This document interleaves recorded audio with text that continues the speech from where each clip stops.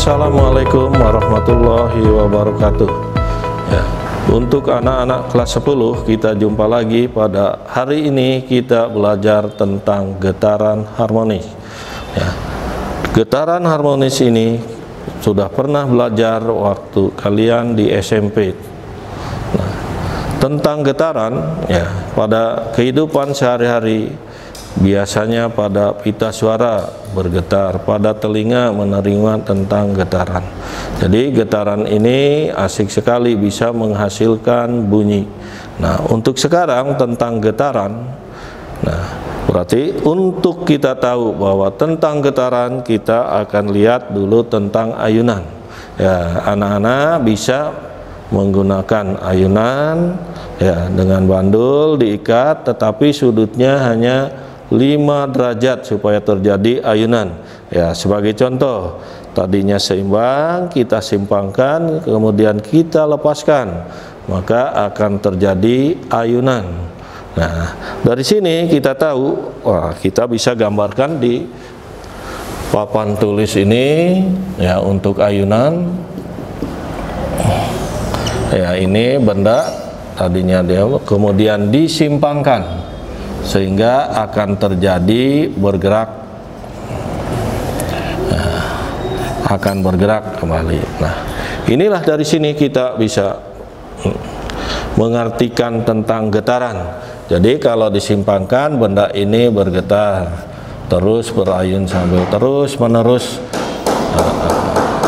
Yang dimaksud, nah dari sini kita tahu, sehingga yang dimaksud getaran adalah gerak bolak-balik untuk mencapai keseimbangan sehingga suatu saat akan berhenti.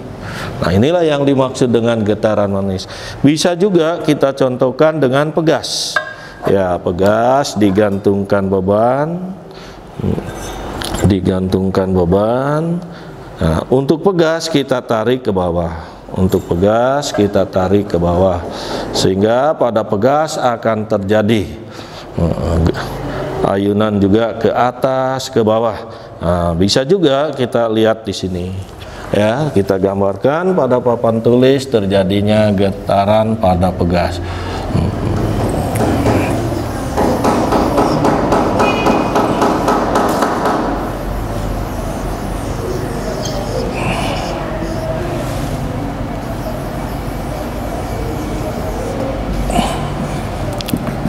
Ya, ini pada pegas pun sama. Jadi mau pakai pegas, mau pakai ayunan atau baja yang diklaim boleh. Yang dimaksud getaran adalah gerak bolak-balik untuk mencapai keseimbangan. Untuk keseimbangan, titik seimbang pada pegas di sini.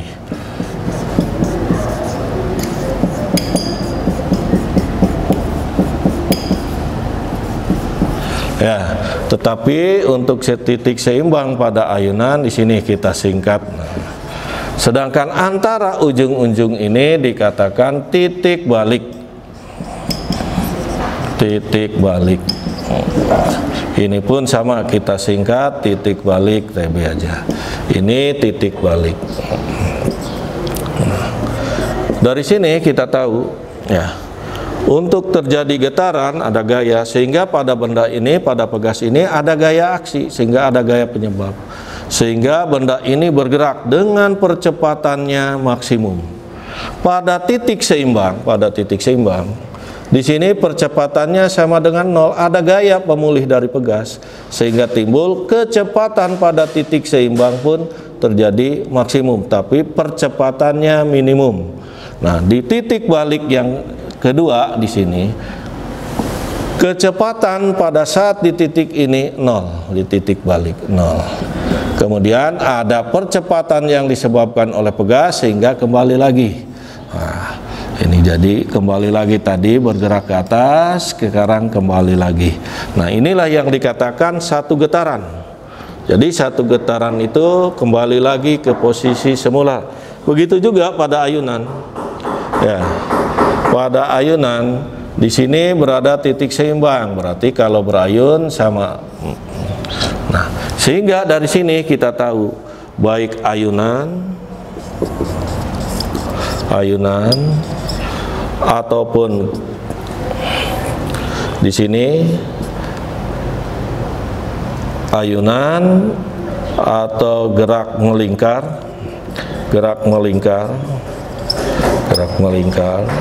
nah, ataupun yang lainnya, ini mempunyai sudutnya sekitar 360 derajat. Nah, jadi kalau satuannya derajat, tetapi kalau satuannya radian, ini sama dengan 2pi radian. Nah, kita kembali mengingat pada gerak melingkar dari sini, sehingga 360 derajat sama dengan 2pi radian, atau 180 ini sama dengan pi radian. Berarti kalau 1 radian, kalian udah tahu pasti sekitar 57 derajat. Nah, dari sini kita sudah tahu. Nah, sekarang bagaimana kita tahu berapa simpangan yang tadi disimpang, yang disimpangkan, dan di sini pun sama. Nah, kita mengingat pada gerak melingkar. Nah, jadi simpangan yang ditimbulkan bisa diproyeksikan dengan gerak melingkar. Misalnya pada pegas, ya, kita pada pegas di sini. Kalau pada pegas berada pada titik seimbang, ini berada pada saat disimpangkan. Nah, ini di titik balik, ini pada saat merapat. Nah, dari sini kita tahu bahwa dalam, nah, ini titik balik.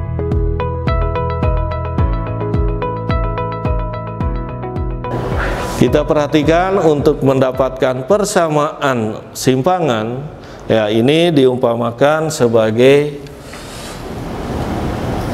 gerak melingkar, ya, gerak melingkar. Jadi pada gerak melingkar ini, ya, pada saat ini bergerak pada titik seimbang, berarti di sini pun sama, berada di titik seimbang, berada di titik seimbang. Nah, pada saat dilepaskan berarti ini berada di titik balik. Nah, ini gambarnya terlalu besar, kita kecilkan dulu. Terlalu besar. Ya, kira-kira melingkar. Nah, dengan demikian seolah-olah kita melihat gerakan itu pada sumbu Y. Jadi kalau benda ini bergerak pada saat di sumbu Y, kita melihat benda itu bergerak pada sumbu Y bolak-balik. Nah, makanya yang dimaksud dengan getaran gerak bolak-balik kita lihat. Berarti kalau kita berada di sini, inilah simpangannya. Di sini pun sama. Y, tapi di sini membentuk sudut theta, ini R. Nah, berarti untuk simpangan kita sudah tahu seperti pada matematik, Y sama dengan sin theta kali R, atau di buku-buku dituliskan R sin theta. Nah, kembali pada gerak melingkar, theta itu sama dengan omega T. Theta itu sama dengan omega T. Atau nanti ingat, kecepatan pun sama dengan omega R, percepatan pun sama omega kuadrat per R.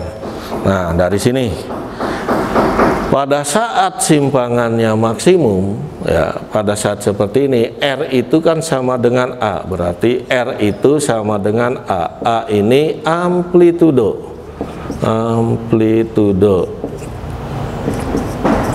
Ya, berarti R ini bisa diganti A dengan A. Omega T, T ini bisa diganti dengan omega T. Nah, ini simpangannya, simpangan benda yang berayun. Nah, bisa juga omega T ini sama dengan 2pi per T. Nah, jadi bisa kita tuliskan A sin 2pi per T kali. Nah, inilah persamaan simpangannya. Jadi dari gambar, ya, ini sudah menyimpang. Kalau maksimum berarti berada di sini. Nah, begitu juga di titik balik kedua sama. Nah, simpangannya. Nah, yang kedua tentang kecepatan. Tentang kecepatan ini bisa ada dua cara. bisa dengan cara proyeksi. Kalau cara proyeksi, benda bergerak dengan kecepatan menyinggung lintasan, bukan ini. Nah, menyinggung lintasan, ini kecepatan benda. Jadi kalau diproyeksikan pada sumbu Y, inilah kecepatan pada sumbu Y. Nah, dengan cara proyeksi, atau besarnya sama kecepatan ini, kecepatan aksen. Sudut theta ada di sini. Berarti kalau kecepatan aksen secara proyeksi ini sama dengan pi cos theta. Kecepatan bisa diganti. Ini menjadi omega r, cos theta nya bisa dibagi ganti omega t. Nah, r bisa diganti dengan a, jadi a cos 2 pi per t kali t. Ini untuk kecepatan. Bisa juga dengan cara diturunkan seperti matematik. Kecepatan turunan daripada simpangan. Berarti kecepatan itu simpangannya diganti a sin omega t per dot t. Yang berubah di sini, yang berubah adalah kecepatan sudutnya, periodenya berubah, sehingga di sini menjadi turunan dari sin omega t ini sama dengan a sin omega t. Nah, berarti sama dengan cara diturunkan dengan diproyeksikan omega a sin 2 pi per t kali t. Nah, ini untuk kecepatan. Nah, untuk percepatan pun sama, bisa diturunkan, bisa diproyeksikan.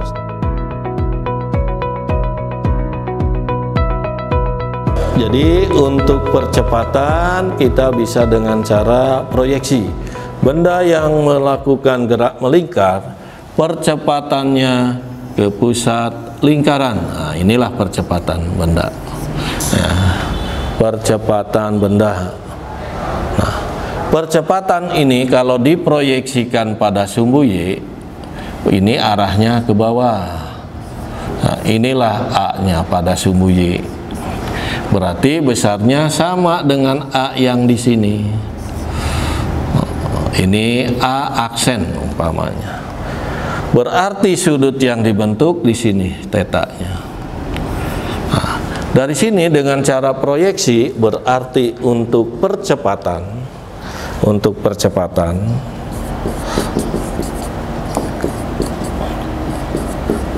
percepatan bisa dilihat pada gambar. Berarti percepatan A aksen itu sama dengan A sin theta. Ya. Percepatan pada gerak melingkar sudah ada di sini, omega kali r. Omega kali r. Ya, atau kecepatan ini sama dengan pi kuadrat kali r. Salah. Bapak salah, kecepatan itu omega. Nah, dari sini berarti pi kuadrat r sin theta nya bisa dibagi. Nah, kecepatan di sini sama dengan omega, berarti ini omega kuadrat kali r sin omega t. Ya, berarti percepatannya ini bisa juga menjadi a sin omega t. Nah, kembali. A sin omega t itu pada simpangan, jadi bisa diganti. Percepatan adalah omega kuadrat kali y. Jadi kalau simpangannya maksimum, ya bisa dilihat di sini. Jika simpangannya maksimum, berarti kecepatannya pun maksimum. Nah, percepatannya maksimum. Nah, sekarang kita lihat percepatan. Simpangan arahnya ke atas, kecepatan arahnya ke atas, tetapi percepatan arahnya ke bawah. Sehingga di buku-buku suka dituliskan min omega kuadrat sin omega t atau y.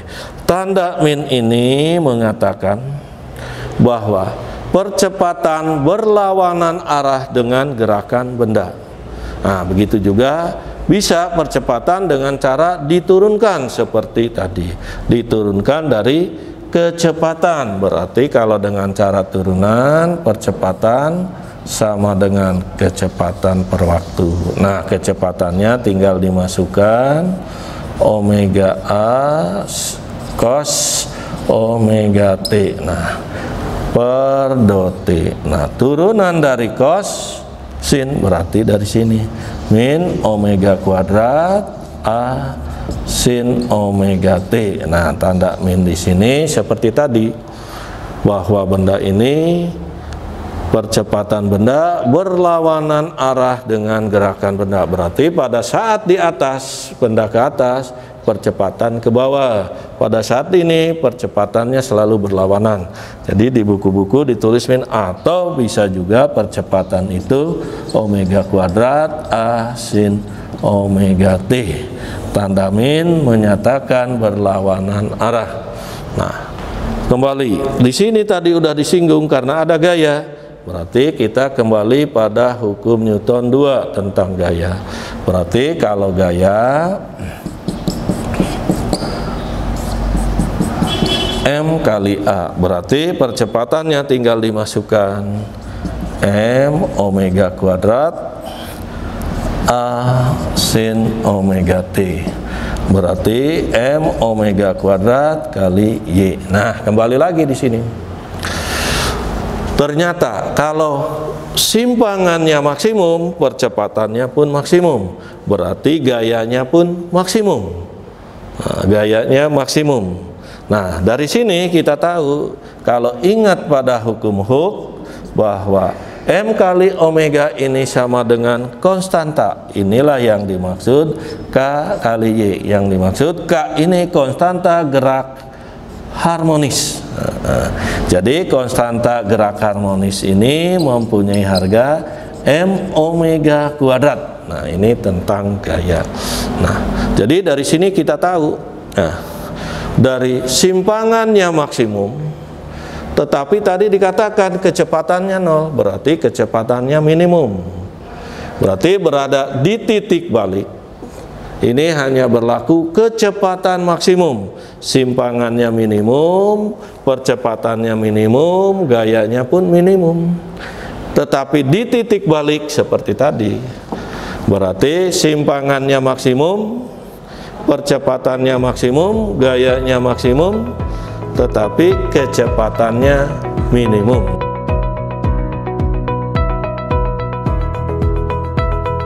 Ya. Kita lanjutkan tadi tentang gaya, percepatan, kecepatan, dan simpangan.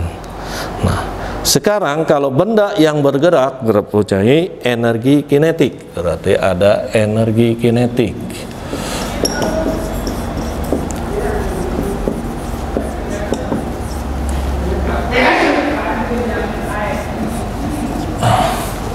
Ya, kita mengingat, anak-anak pasti ingat, energi kinetik mempunyai persamaan setengah massa kecepatan kuadrat. Berarti kita ambil kecepatannya. Kecepatan benda pada getaran harmonis ini, berarti kita bisa menganggap, wah, kecepatan ini sama dengan setengah M karena kuadrat, berarti omeganya kuadrat, A-nya kuadrat, sinnya pun kuadrat, berarti omega kuadrat, A kuadrat, sin kuadrat, omega T. Nah, kembali. Nah, dari sini kita tahu, tadi udah dikatakan konstanta gerakan harmonis adalah M kali omega kuadrat, berarti persamaan untuk energi kinetik sama dengan K kali Y kuadrat. Nah, ini. Nah, persamaan energi kinetik pun bisa berubah dari persamaan ini, dari matematik. Ada sin kuadrat theta ditambah cos kuadrat theta sama dengan 1. Sama dengan 1.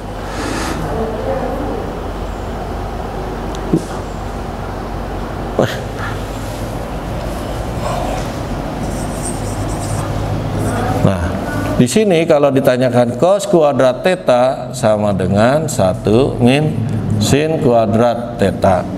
Ini salah ini. Omega kuadrat A kuadrat cos kuadrat omega T. Nah, dari sini kita ingat. Kita ingat dari sini. Nah, sehingga setengah K omega kuadrat A kuadrat cos omega T nya diganti 1 min sin kuadrat theta. Nah, berarti setengah K omega kuadrat A kuadrat min A kuadrat sin kuadrat theta. Atau energi kinetik ini menjadi A sin kuadrat theta sama dengan simpangan. Berarti energi kinetik ini sama dengan setengah K la ilaha illallah setengah K A kuadrat min Y kuadrat. Nah, inilah yang di buku-buku sering dituliskan untuk energi kinetik, ya, energi kinetik. Nah, kita lanjut sekarang. Ya. Selain energi kinetik, berarti pada getaran pun mempunyai energi potensial. Energi potensialnya energi potensial pegas. Berarti energi potensial untuk energi potensial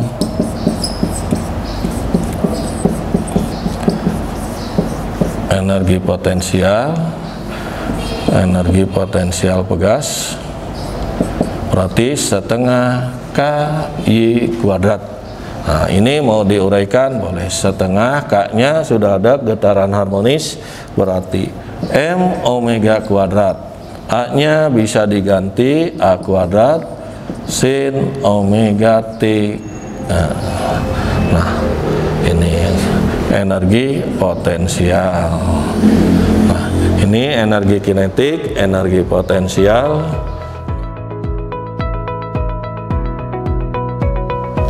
Ya, kita kembali pada energi mekanik.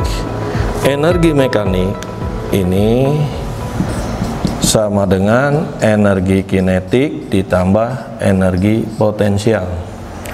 Energi kinetik tadi udah didapatkan sama dengan setengah K dalam kurung A kuadrat min Y kuadrat.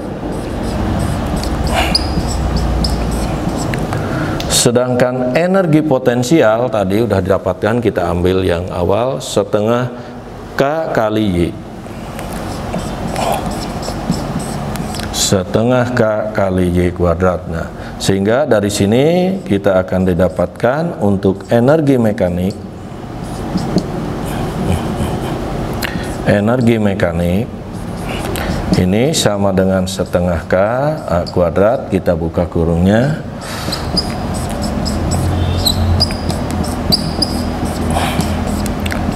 Nah, yang ini yang satu min, yang satu plus, berarti ini habis. Sehingga energi mekanik ini sama dengan setengah K A kuadrat. Nah, energi mekanik ini sama dengan energi getaran harmonis, GHS Bapak tulis. Nah, jadi energi getaran harmonis tidak tergantung pada simpangan, tergantung pada amplitudo, atau bisa juga tergantung pada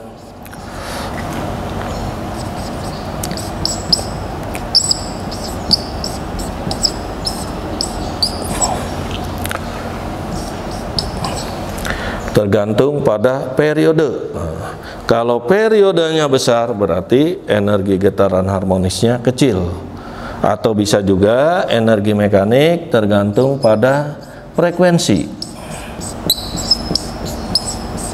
Jadi kalau frekuensinya besar, energi mekaniknya pun besar.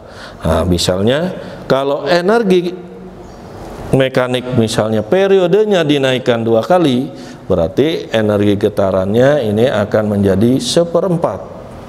Nah, kalau frekuensinya dinaikkan 2 kali, berarti akan menjadi 4 kali.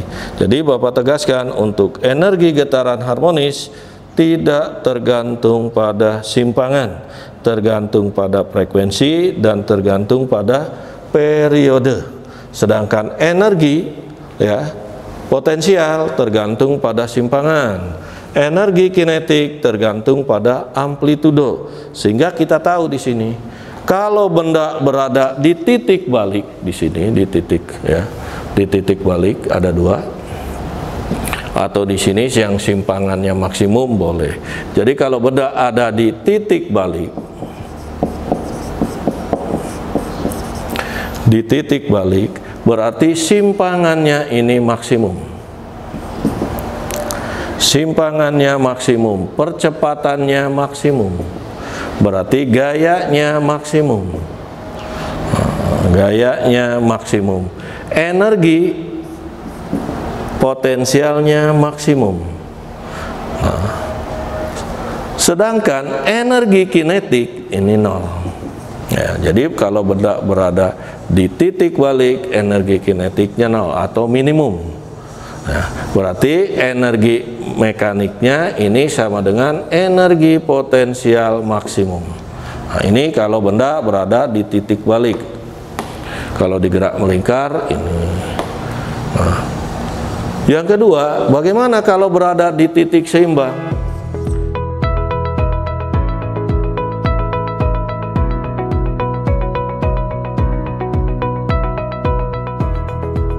Ya, tadi kita berada di titik balik, sekarang di titik seimbang.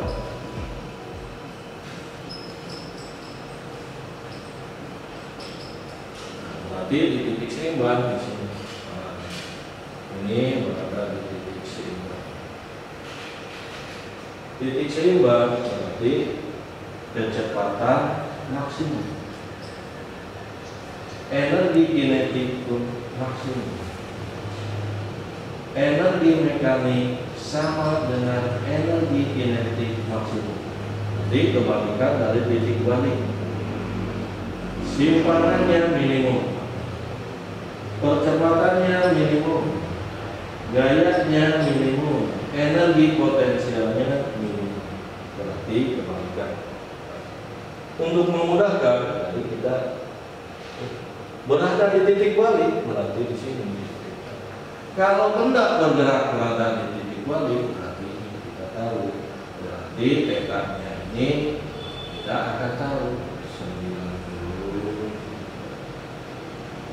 180 dan ditambah dan seterusnya.